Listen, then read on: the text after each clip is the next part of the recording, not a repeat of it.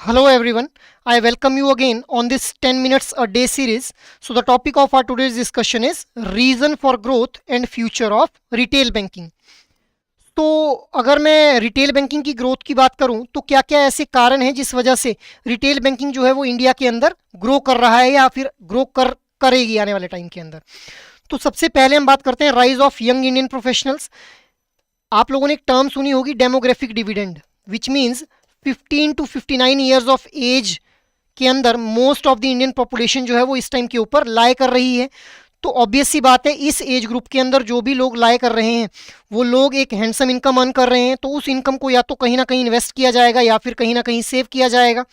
सो अगर इन्वेस्ट करना है चाहे सेव करना है, they need a retail banking products and services for the investment and for the saving purpose. Next is India's economic growth. तो India की इकोनॉमी जो है वो one of the fastest economy है इस टाइम के ऊपर जो कि ग्रो कर रही है। तो इंडिया की इकोनॉमी ग्रो करने की वजह से इंडिया में मैन्युफैक्चरिंग सेक्टर जो है वो बूस्ट हो रहा है। अब बिजनेसमैन जो हैं वो नए नए प्लांट्स को सेटअप कर रहे हैं, तो नए नए प्लांट्स को सेटअप करने के लिए उनको फंड्स चाहिए। उन फंड्स को अवेल करने के लिए वो जो लोग जो हैं वो बैंक्स को अप्रोच करेंगे। तो ultimately India's economic growth is contributing to the growth of retail banking. Next is increasing purchasing power. अब इकोनॉमी ग्रो करेगी तो ultimately per capita income of the individual will also grow. तो per capita income बढ़ने की वजह से वो लोग भी अपने सरप्लस फंड्स को इन्वेस्ट या सेव करना चाहेंगे with the help of retail banking products and services. Moving ahead financial market reforms. अब फिनेंशियल मार्केट के अंदर जो रिफॉर्म्स किए जा रहे हैं by the regulatory bodies such as SEBI, ये रिफॉर्म्स भी एनकरेज कर रहे हैं कस्टमर्स को कि वो मैक्सिमम इन्वेस्टमेंट जो है वो इन रिटेल या रिटेल बैंकिंग प्रोडक्ट्स या फिर फिनेंशियल प्रोडक्ट्स एंड सर्विसेज के थ्रू करें। So this is ultimately add on for the growth of retail banking sector in India. Next is technological innovations. अब डे बाय डे बेसिस के ऊपर technology में upgradation हो रही है, जिस वजह से जो फिजिकल बैंकिंग का सिस्टम है that is getting converted into the digital mode. It means जो भी फिजिकल बैंक्स के अंदर ब्रांचेस के अंदर जो प्रोडक्ट्स और सर्विसेज ऑफर किए जाते थे those are nowadays getting offered on the digital means with the help of internet banking, mobile banking और digital banking. So technology ultimately is leading to the growth of retail banking in India. Next is automation of banking processes. अब technology का use करके कुछ ऐसे automation softwares बना लिए जा रहे हैं जिसकी वजह से अगर किसी कस्टमर की मान लो कि 31 ऑफ मार्च को जो है वो एफडी मैच्योर होने वाली है, तो उससे पहले ही बैंकर के पास जो है वो मैसेज आ जाएगा in the form of popup कि इस कस्टमर की एफडी जो है वो मैच्योर हो रही है।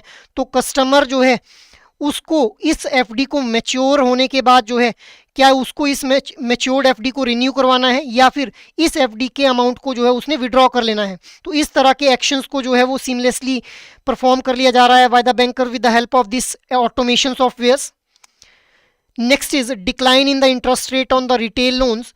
अब पहले क्या होता था कि 15 से 20% का रेट ऑफ इंटरेस्ट चार्ज किया जाता था ऑन द रिटेल लोन्स, जो कि वैल्यू अब कम होकर के 11 से 12% रह गई है, जो कि अल्टीमेटली एनकरेज कर रही है कस्टमर्स को कि वो ज़्यादा से ज़्यादा लोन जो है वो रिटेल बैंक्स के थ्रू अवेल करें। Moving ahead changing in the terms of loans. अब लोन्स की टर्म्स और कंडीशंस चेंज हो रही हैं which ultimately are provoking the customers to avail maximum loans from the retail banks. So ये जो टर्म्स और कंडीशंस में चेंज होना है ये भी ultimately growth of retail banking को प्रमोट कर रहा है इंडियन मार्केट के अंदर। Next is financial liquidity. Financial liquidity का मतलब क्या है कि जो भी कस्टमर्स हैं उन्होंने रिटेल बैंकिंग के जो भी प्रोडक्ट्स और सर्विसेज के अंदर जो है अपने फंड्स को इन्वेस्ट किया हुआ है, उन फंड्स को वो at any time they can use their funds for their particular need or desire, which means these products and services are very much liquid in nature, which is an encouraging factor for the growth of retail banking products and services. Next is changing consumer demographics. अब consumers का time के साथ साथ test और preference change हो रहा है, जिस वजह से जो कि आज के जैसे अगर एग्जांपल की अगर मैं बात करूं तो आजकल के जो यंग कस्टमर्स हैं they don't like to visit the branches physically, they want के उनको जितनी भी बैंकिंग प्रोडक्ट्स और सर्विसेज हैं वो ऑनलाइन मीडियम के थ्रू ही उसका एक्सेस कर पाएँ। तो टेक्नोलॉजी में भी चेंज हो रहा है और लोगों के कंज्यूमर्स के टेस्ट और प्रेफरेंस में भी चेंज हो रहा है, which is ultimately leading to the growth of retail banking in India. आगे हम बात करते हैं फ्यूचर ऑफ रिटेल बैंकिंग। तो देखिए, कोविड-19 के टाइम से ही मोस्ट ऑफ द बिजनेसेस जो हैं वो शिफ्ट हो जाते हैं ऑन द डिजिटल मीडियम। तो बैंक्स भी उस टाइम का जो है वो यूटिलाइज करते हैं और एप्लीकेशन प्रोग्राम इंटरफेसेस को डेवलप करते हैं, जिनके थ्रू फिनटेक कंपनीज और बैंक्स अपने बीच में जो है एक नेटवर्क एस्टेब्लिश करते हैं। और साथ ही साथ बैंक्स जो है वो अलग अलग तरह के सर्विसेज का यूज करने लग जाते हैं, जैसे BaaS, that is banking as a service. तो जिसकी हेल्प से बैंक्स जो है वो कस्टमर्स के डाटा को एग्रीगेट करते हैं, which ultimately leads to the operational efficiency. मतलब उस डेटा की हेल्प से जो बैंक्स हैं वो उस डेटा को एनालाइज कर रहे हैं और which is ultimately leading to the operational efficiency. अब हम बात करते हैं कि आने वाले टाइम में रिटेल बैंकिंग का फ्यूचर कैसा रहने वाला है। तो इसी से रिलेटेड एक रिपोर्ट आई थी CNBC के द्वारा, जिसने ये बताया कि 200% इंक्रीज हुए अप्रैल 2020 के अंदर न्यू मोबाइल बैंकिंग रजिस्ट्रेशन। और इसके 200% इंक्रीज होने का कारण क्या रहा?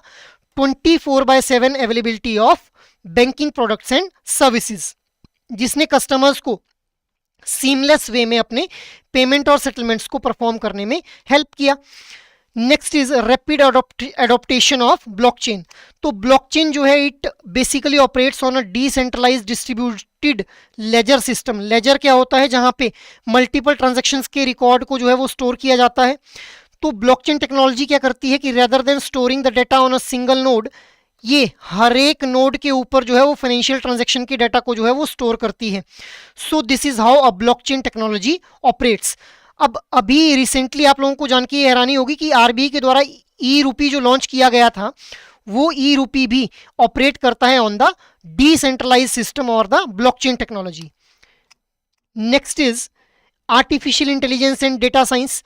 अब आर्टिफिशियल इंटेलिजेंस और डेटा साइंस जो है वो कॉन्टिन्यूसली ग्रो करता जा रहा है, ये वाला सेक्टर, जो कि अल्टीमेटली बैंकिंग को ग्रो करने में हेल्प कर रहा है। अगर पर्टिकुलरली मैं बात करूं, रिटेल बैंकिंग को ग्रो करने में हेल्प कर रहा है, क्योंकि आर्टिफिशियल इंटेलिजेंस के थ्रू कुछ ऐसे सॉफ्टवेयर्स या फिर कुछ ऐसी टेक्निक्स डेवलप कर ली जा रही हैं जिसकी वजह से डेटा को एनालाइज करना और कस्टमर्स को एडिक्वेट काइंड ऑफ प्रोडक्ट या फिर सर्विसेज को पिच करना जो है वो ईजी हो रहा है।